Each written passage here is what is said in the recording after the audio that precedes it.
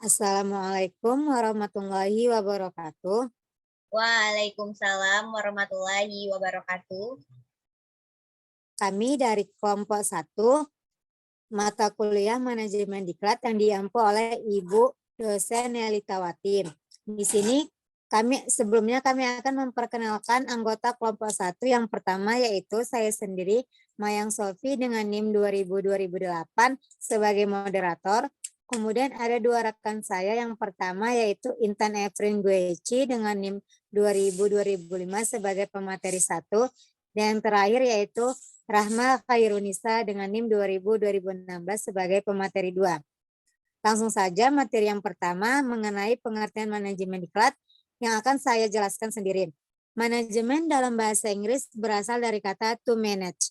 Kata manage berasal dari bahasa Itali, managio dari kata managiare yang artinya yaitu mengendalikan. Yang selanjutnya kata ini berasal dari bahasa Latin yaitu manus yang berarti tangan. Manajemen adalah suatu seni dalam ilmu dan pengorganisasian seperti menyusun perencanaan, membangun organisasi, dan pengorganisasiannya, pergerakan, serta pengendalian ataupun pengawasan.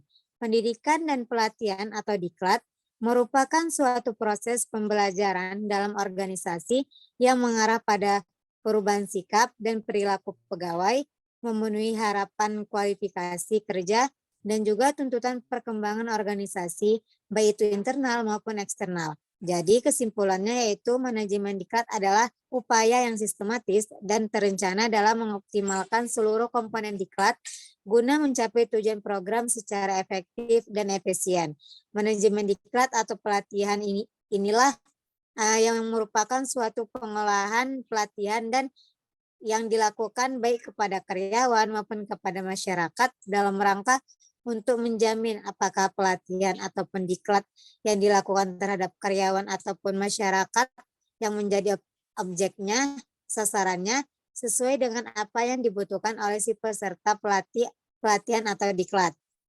Selanjutnya yaitu tujuan pendidikan atau pelatihan atau bisa dibilang diklat.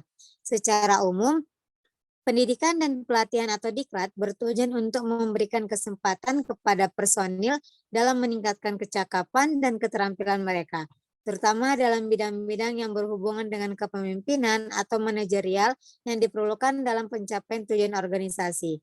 Tujuan pendidikan dan pelatihan atau diklat adalah sebagai berikut. Yang pertama yaitu diklat ini bertujuan untuk meningkatkan prestasi kerja pegawai dalam menghadapi pekerjaan-pekerjaan yang sedang dihadapi. Yang kedua yaitu diklat diharapkan dapat membentuk sikap dan tingkah laku para pegawai dalam melakukan pekerjaannya. Yang ketiga, diklat membantu memecahkan masalah-masalah opsional organisasi sehari-hari seperti mengurangi kecelakaan kerja, mengurangi absen, mengurangi labor turnover ataupun dan yang lain-lain. Dan yang terakhir yaitu diklat tidak hanya mempunyai tujuan jangka pendek, tetapi juga mempunyai tujuan jangka panjang, yaitu mempersiapkan pegawai memperoleh keahlian dalam bidang tertentu yang dibutuhkan oleh perusahaan itu. Materi selanjutnya yaitu manfaat pendidikan dan pelatihan ataupun diklat yang akan dibacakan oleh rekan saya, Rahma Khairunisa. Kepada Rahma disilahkan. Baiklah, untuk materi selanjutnya akan saya jelaskan terkait dengan manfaat pendidikan atau pelatihan diklat. Ada dua manfaat diklat, yaitu yang pertama dari segi individu.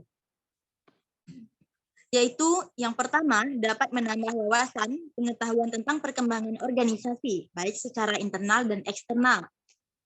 Selanjutnya itu dapat menambah wawasan tentang perkembangan lingkungan yang sangat mempengaruhi kehidupan organisasi. Yang ketiga, menambah pengetahuan bidang tugasnya. Yang keempat, menambah keterampilan dalam meningkatkan pelaksanaan tugasnya. Yang kelima, meningkatkan kemampuan komunikasi antara sesama. Yang keenam, meningkatkan kemampuan mengenai emosi. Dan yang terakhir, yaitu dapat meningkatkan pengalaman memimpin. Selanjutnya itu bagi organisasi. Yang pertama, menyiapkan petugas untuk menduduki jabatan yang lebih tinggi dari jabatan yang sekarang. Yang kedua, penyesuaian terhadap perubahan yang terjadi di lingkungannya. Yang ketiga, merupakan landasan untuk pengembangan selanjutnya. Yang keempat, meningkatkan kemampuan berproduksi atau produktivitas. Dan yang terakhir, yaitu meningkatkan kemampuan organisasi untuk meningkatkan kinerja. Baiklah, selanjutnya, menurut Siagian pada tahun 1996 menyebutkan bahwa manfaat diadakannya program diklat menjadi dua. Yang pertama yaitu manfaat bagi perusahaan atau instansi yang meliputi yang pertama, peningkatan produktivitas kerja organisasi sebagai keseluruhan antara lain karena tidak terjadinya pemborosan, karena kecermatan melaksanakan tugas, tumbuh suburnya kerjasama antara berbagai satuan kerja yang melaksanakan kegiatan yang berbeda dan bukan spesialistik, meningkatkan tekad mencapai sasaran yang telah ditetapkan secara lancarnya koordinasi, sehingga organisasi bergerak sebagai satu kesatuan yang utuh. Selanjutnya itu terwujudnya hubungan yang serasi antara atasan dan bawahan. Antara lain karena adanya pendelegasian wewenang, interaksi yang didasarkan pada sikap dewasa, baik secara teknik maupun intelektual, saling menghargai, dan adanya kesepakatan bagi bawahan untuk bisa berpikir dan bertindak secara inovatif. Selanjutnya itu, terjadinya proses pengambilan keputusan yang lebih cepat dan tepat karena melibatkan seluruh pegawai yang bertanggung jawab menyelenggarakan kegiatan-kegiatan operasional dan tidak sekedar diperintahkan oleh para manajernya. Selanjutnya, meningkatkan kesempatan kerja seluruh tenaga kerja dalam organisasi dalam komitmen organisasional yang lebih tinggi lagi. Selanjutnya, dapat mendorong sikap keterbukaan manajemen melalui penerapan gaya manajerial partisipatif. Selanjutnya, memperlancar jalannya komunikasi yang efektif yang pada gilirannya dapat memperlancar proses perumusan kebijaksanaan organisasi dan operasionalnya. Dan yang terakhir yaitu dapat penyelesaian konflik secara fungsional yang dampaknya adalah tumbuh suburnya rasa persatuan dan suasana kekeluargaan di kalangan anggota organisasi. Selanjutnya manfaat bagi para pegawai yang meliputi pertama, dapat membantu pegawai dalam membuat keputusan yang lebih baik lagi. Yang kedua, meningkatkan kemampuan para pekerja menyelesaikan berbagai masalah yang dihadapinya. Yang ketiga, terjadinya internalisasi dan operasionalisasi faktor-faktor motivasi. Yang keempat, timbulnya dorongan dalam diri para pekerja untuk terus meningkatkan kemampuan kerjanya. Yang kelima, peningkatan kemampuan pegawai untuk mengatasi stres, frustasi, dan konflik yang nantinya bisa memperbesar rasa percaya pada diri sendiri. Selanjutnya yaitu tersedianya informasi tentang berbagai program yang dapat dimanfaatkan oleh para pegawai dalam rangka pertumbuhan masing-masing secara teknik maupun intelektual. Kemudian dapat meningkatkan kepuasan kerja. Selanjutnya itu semakin besarnya pengakuan atas kemampuan seseorang, semakin besarnya tekad pekerja untuk lebih mandiri lagi. Dan yang terakhir yaitu mengurangi ketakutan menghadapi tugas baru di masa yang akan datang atau masa depan. Baik, selanjutnya itu sasaran diklat dalam dunia pendidikan. Sasaran pendidikan dan pelatihan adalah tersedianya petugas atau pegawai yang memiliki kualitas tertentu guna memenuhi persyaratan untuk diangkat dalam jabatan tertentu. Sasaran yang diterapkan dengan adanya pendidikan dan pelatihan atau diklat adalah sebagai berikut. Yang pertama yaitu pekerjaan diharapkan lebih cepat dan lebih baik. Yang kedua, penggunaan bahan dapat lebih dihemat. Yang ketiga, penggunaan peralatan dan mesin diharapkan lebih tahan lama. Yang keempat, angka kecelakaan diharapkan lebih kecil. Yang kelima, tanggung jawab diharapkan lebih besar.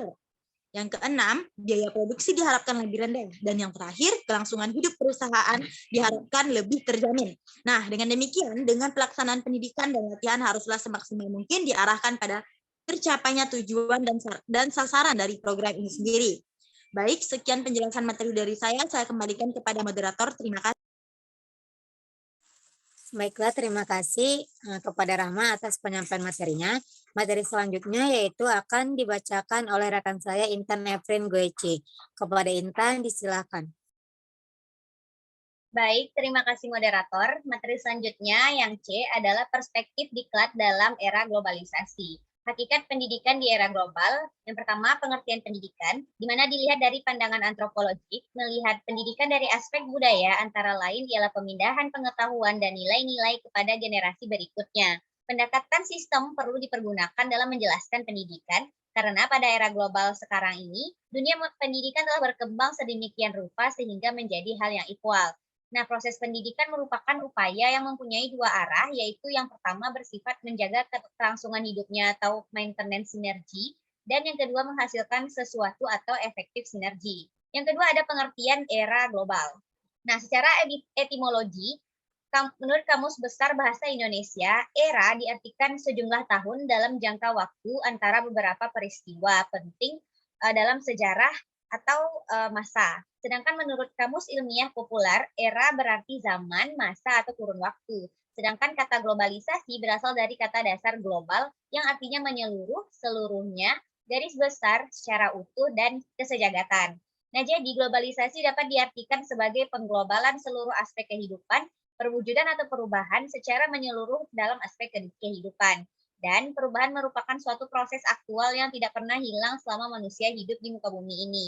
Keharusan ini dimungkinkan karena manusia pada dasarnya adalah makhluk kreatif sebagai sunatullah akan atas rasa cipta dan karsa yang diberikan oleh Maha Pencipta kepadanya.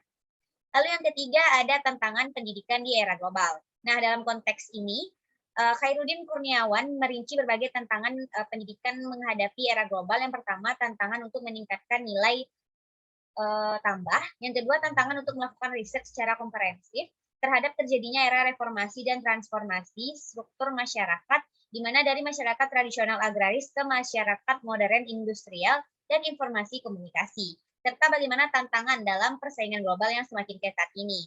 Yang terakhir ada tantangan terhadap munculnya invasi dan kolonialisme baru di bidang iptek yang menggantikan invasi dan kolonialisme di bidang politik dan ekonomi. Baik, sekian penyampaian materi dari saya kembalikan pada moderator. Terima kasih. Baiklah, terima kasih atas penyampaian materi oleh Intan Efrin. Baiklah, sekian penyampaian materi dari kami mengenai konsep dasar manajemen diklat.